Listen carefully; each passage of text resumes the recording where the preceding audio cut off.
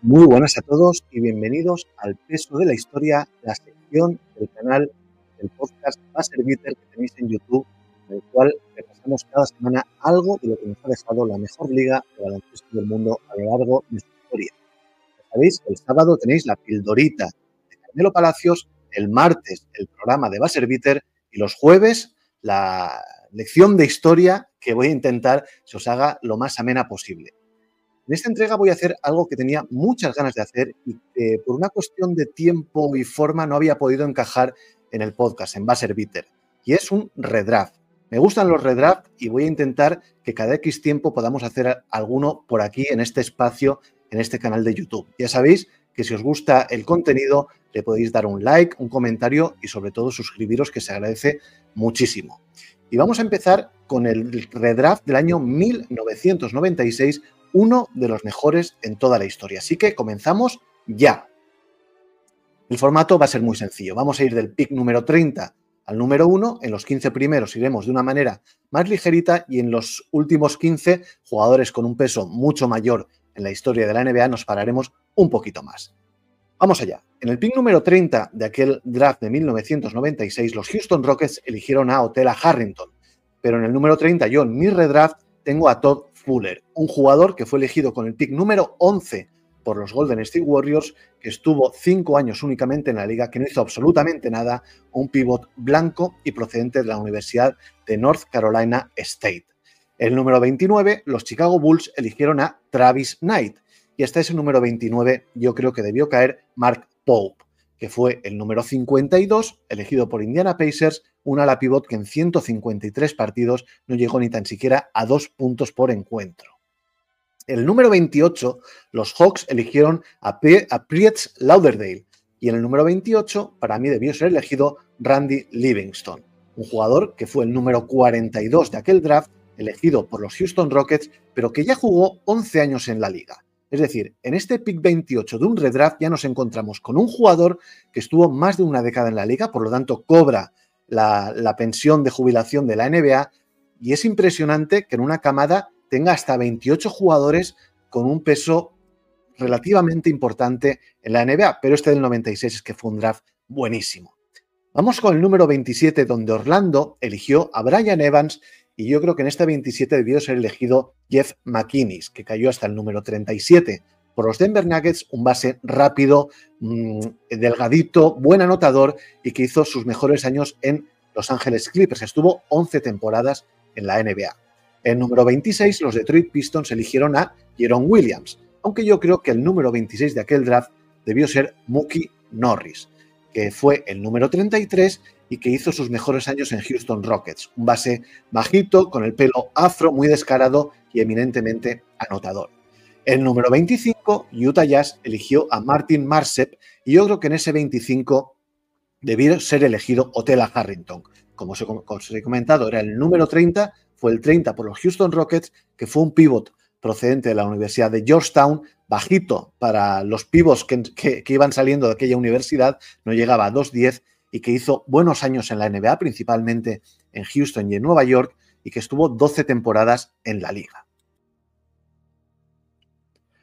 En el número 24, Los Ángeles Lakers encontraron una joya en Derek Fisher, aunque evidentemente Fisher lo tengo más alto en este redraft, y en el 24 yo creo que debió ser elegido Travis Knight. Como os he comentado, fue el número 29 por Chicago, pero creo que debió ser elegido un poquito antes. Un ala pivot blandito, blanco, con un talento ofensivo relativo, pero que acabó siendo campeón con Los Ángeles Lakers en el año 2000. Es decir, anillito para Travis Knight. En el número 23, los Denver Nuggets eligieron a Ephemius Rencias. El pívot, lo recordaréis todos, griego, que jugó en el Fútbol Club Barcelona, también en Filadelfia, aunque en ese número 23 pienso que debió ser elegido Shannon Anderson, que fue el 54 de aquel draft por Utah Jazz, hermano de Willie Anderson, jugador de San Antonio Spurs, y que terminó haciendo una buena carrera tanto en Utah como en Nueva York y también en Miami, donde fue campeón en el año 2006. En el número 22, los Vancouver Grizzlies, todavía en Canadá, eligieron a Roy Rogers, aunque en ese 22 debió ser elegido, según mi redraft, Jerome Williams, que cayó hasta el 25 por los Detroit Pistons y que era un 4 muy enérgico, con mucho corazón, un poco el Dennis Rodman de hacendado, pero que terminó haciendo una buena carrera de 9 temporadas en Detroit y en Toronto principalmente. En el número 21, los Knicks eligieron a Dontai Jones, aunque yo creo que en ese 21 los Knicks debieron elegir a John Wallace, que fue el número 18, casualmente también por los Knicks, que tuvieron 3 selecciones de primera ronda en ese draft y en ninguna de las 3 acertaron, ya lo adelanto. Un jugador, un alero eminentemente ofensivo, pero con poca cabeza, no sabía leer el juego y al final tuvo una carrera en NBA bastante corta, apenas 7 años en la liga. En el número 20, los Cleveland Cavaliers eligieron a Zydrunas Ilgauskas, aunque hasta el número 20 yo creo que debió haber caído Walter McCarty, que salió el 19 por los Knicks, precisamente, que fue un 3&D bastante flojo, nunca rindió al nivel que se esperaba, pero que le recordamos sobre todo en la época en Boston con Antoine Walker y con Paul Pierce. En el número 19, los Knicks eligieron a Walter McCarty, aunque yo creo que en este 19 debió ser elegido Sameki Walker, elegido originalmente bastante más adelante, exactamente en el pick número 10, un jugador que defraudó totalmente bajo las expectativas con las que llegaba a la liga, pero que eso sí, acabó siendo campeón con Los Ángeles Lakers, con aquellos Lakers del three-peat de los años 2000, 2001 y 2002. En el número 18, los Knicks eligieron a John Wallace, aunque yo creo que en ese 18 debió ser elegido Vitali Potapenko. Es verdad que ni Wallace ni Potapenko hubieran cambiado la gris historia por entonces de los New York Knicks, pero bueno, yo creo que el ucraniano debió ser el número 18, pero bueno, hizo una buena carrera, fue un jugador de segunda fila, de rotación, y lo recordamos principalmente en Seattle y en Boston. En el número 17, los Blazers tuvieron un ojo clínico espectacular, ya que procedente del instituto eligieron a Jermaine O'Neal. Obviamente, en este redraft tengo a O'Neal bastante más arriba y en el 17 tengo a Tony Delk, un escolta anotador que fue el número 16 procedente de Kentucky, un jugador capaz de anotar hasta 50 puntos en un partido, que estuvo 10 temporadas en la NBA. Y en el número 16, los Hornets eligieron a Tony Delk, como he comentado, aunque yo creo que en ese 16 debió caer Malik Rose, que fue elegido con el número 44, también por Charlotte, casualmente, y que hizo una enorme carrera principalmente en San Antonio, donde fue campeón a las órdenes de Greg Popovich. Todos recordamos el tipo de jugador que era y todos recordamos el mote que hizo famoso Andrés Montes: ganarás el pan con el sudor de tu frente, Rose. Y ahora una pequeña parada porque entramos en los 15 primeros. Y en este top 15, como podéis ver a mi lado, vamos a ir poniendo la foto del jugador que fue elegido, el equipo que lo eligió y el jugador que debió caer en esa posición. Y comenzamos con el número 15, donde los Phoenix Suns eligieron desde Santa Clara a Steve Nash. Yo creo que en ese 15 debió caer Eric Dampier, que es un pivot enorme, un zamarro, un armario empotrado, que fue elegido por Indiana algunas posiciones más arriba, ahora lo comentaremos, y que acabó haciendo una buena carrera tanto en Warriors como en Dallas principalmente, y sobre todo ganando millones y millones de dólares. Estuvo hasta 16 temporadas en la NBA el bueno de Dampier.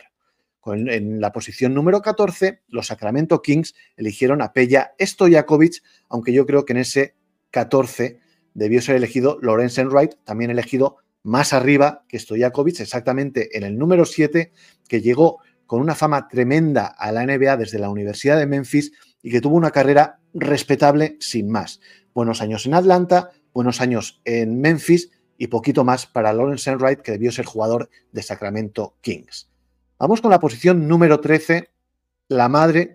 de todas las posiciones, ya que en ese pick los Charlotte Hornets eligieron por orden de Los Ángeles Lakers a Kobe Bryant. ¿Por orden por qué? Pues porque ya estaba apalabrado antes del draft el traspaso que daría con Kobe en Los Ángeles Lakers a cambio de Vlade Divac. En esa posición número 13 a mí me sale Kerry Kittles, un escolta también que le hubiera venido muy bien al equipo de Carolina del Norte y que acabó haciendo carrera en New Jersey Nets, no muy larga por cierto, ya que se retiró con únicamente 30 años, pero donde logró alcanzar 2 finales con el equipo de los Nets.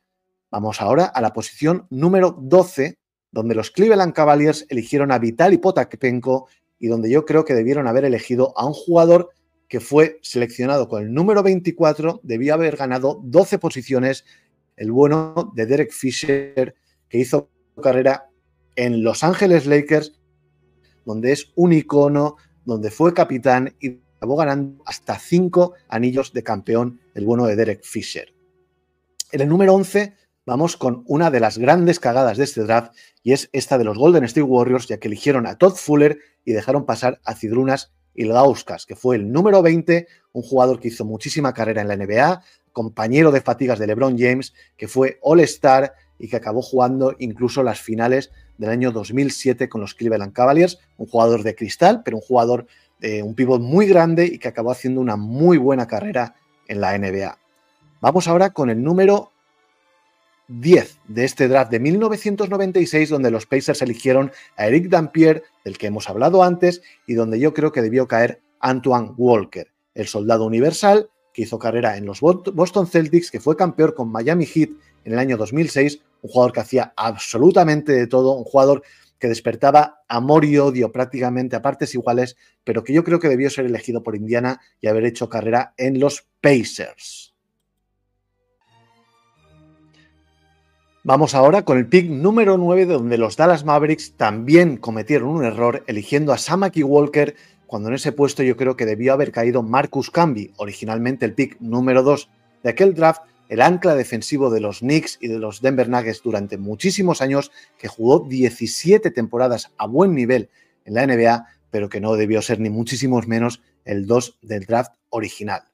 Vamos con el pick número 8, donde los New Jersey Nets eligieron a Kerry Kittles, hizo toda su carrera en el equipo de los Nets, 2 veces finalista, como os he comentado antes, pero hasta ese pick número 8 creo que debió caer Abdur Rahim, que fue el número 3 de aquel draft, un 4 técnicamente sensacional, de perfil bajo, pero con una eficiencia tremenda, que hizo buenos años en Vancouver y muy buenos en Atlanta Hawks, para acabar también pasando luego posteriormente por Sacramento y por Portland. Fue un jugador All-Star, un jugador de muchísimo peso, pero que no debió ser el número 4, posición en la que fue elegida originalmente.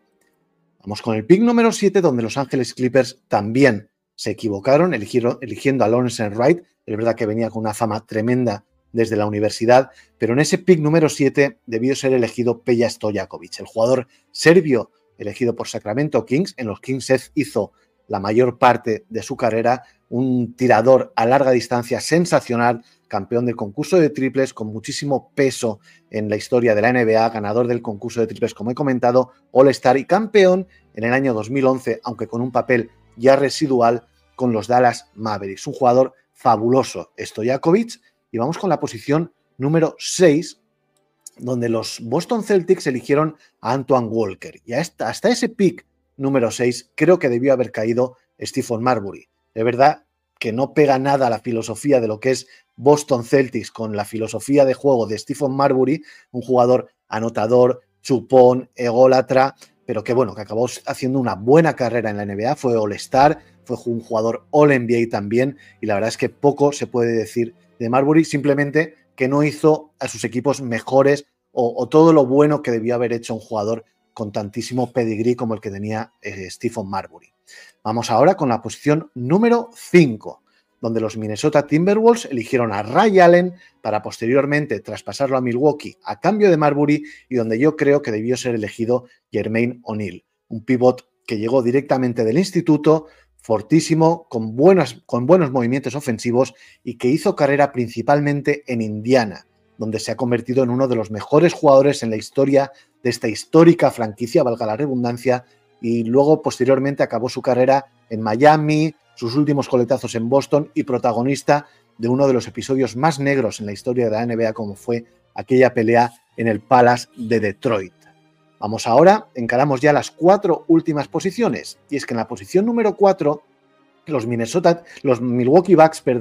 eligieron a Stephen Marbury, posteriormente traspasado a cambio de Ray Allen, pero que yo creo que en ese pick número 4 los Bucks debieron ir sí o sí de buenas a primeras a por Ray Allen, un jugador exquisito, para mí particularmente el mejor tirador que yo he visto en la historia del baloncesto y que hizo enorme carrera en Milwaukee, enorme carrera en Seattle, enorme carrera en Boston, donde fue campeón por primera vez, y con un papel ya más secundario, buena carrera en Miami, consiguiendo su segundo anillo y siendo el protagonista de una de las canastas más icónicas en la historia de la NBA en aquella final ante San Antonio Spurs. Sugar Ray, un escolta extraordinario y que todo el mundo tenemos en lo más alto del Olimpo de los tiradores de la historia de la NBA. Vamos con el pick número 3, donde los Vancouver Grizzlies eligieron a Sharif Abdur-Rahim y donde yo creo que debió ser elegido el canadiense Steve Nash, que cayó bastante más abajo, exactamente en la posición número 15,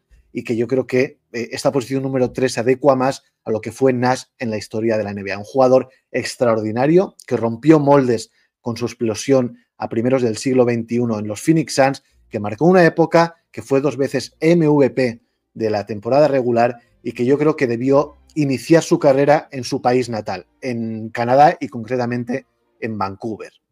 Con el pick número 2 de aquel draft, también un equipo canadiense, los Toronto Raptors, eligió a Marcus Camby. Buscaban defensa en el equipo de los Raptors y optaron por Camby. Obviamente la elección en ese aspecto fue acertada, pero en ese pick número 2 yo creo que debió caer y ser elegido, por supuesto, por los Raptors, Allen Iverson, que fue la primera elección, como todo el mundo sabe, de ese draft de 1996, glorioso draft, y que debió comenzar su carrera en Canadá, en Toronto. No sé cómo le hubiera ido a Allen Iverson en Toronto, pero obviamente era la elección lógica si vemos quién va a ser elegido con el número 1. Iverson, un jugador icónico, un jugador que ha marcado a toda una generación, tanto dentro como fuera de las pistas, y que consiguió ser MVP de la temporada, MVP de All-Stars, finalista con los Philadelphia 76ers, y también luego hizo alguna buena temporada en Denver Nuggets. Yo creo que está minusvalorada la etapa de Iverson en los Nuggets para luego ya caer definitivamente en Detroit, Memphis y nuevamente Filadelfia. Y llegamos finalmente al número 1. Un número 1 donde los Philadelphia 76ers eligieron a Iverson. Era indiscutible aquella elección por entonces, pero con el tiempo, con el paso de los años, se ha demostrado que la primera elección de aquel draft debió ser Kobe Bryant, natal de la ciudad de Pensilvania, de Filadelfia, y que hubiera sido un ídolo total y absoluto en la franquicia de los Philadelphia 76ers, y lo fue en Los Ángeles Lakers, donde jugó toda su carrera, más de 20 años en los Lakers, y donde lo consiguió absolutamente todo lo que puede conseguir un jugador de baloncesto. Campeonatos, 5 campeonatos, MVP, máximo anotador histórico de Los Ángeles Lakers y un jugador que se ha convertido en leyenda total y absoluta. Por lo tanto, el pick número 1 de aquel draft del año 1996, para mí, Kobe Bryant. Y hasta aquí el primer redraft en el peso de la historia. Espero que lo hayáis disfrutado, espero que hayáis aprendido alguna cosita, que con esa intención se hace también este canal y este vídeo de YouTube en el canal de Buzzer Beater, y recordar que nos vemos el próximo martes en Buzzer Beater, pero antes, este sábado, la pildorita de Carmelo. Un abrazo muy fuerte y gracias.